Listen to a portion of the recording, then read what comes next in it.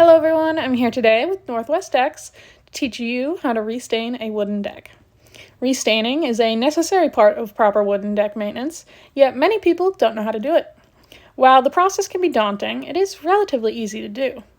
Before you start, be sure to choose a day that isn't too hot or too cold. Between 50 and 85 degrees is best.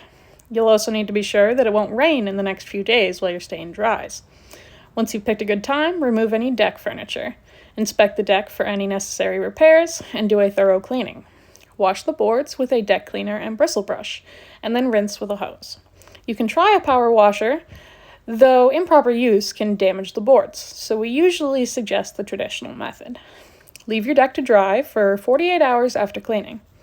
Optionally, you can sand your deck at this point. If your deck has splinters or old paint that needs to be sanded off, use an 80 grit sandpaper. Be sure to sweep off the dust when you're done. Once that's complete, you're ready to stain. Always test the stain in an inconspicuous location before committing fully. You want to be sure the color is right. If you're happy with the color, give the stain a good mix and then apply. Using a brush, roller, or sprayer, apply the stain in even coats, following the direction of the wood grain.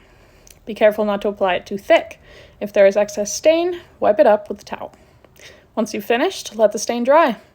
The drying process can take between 24 and 48 hours, so be sure to wait a while before replacing deck furniture.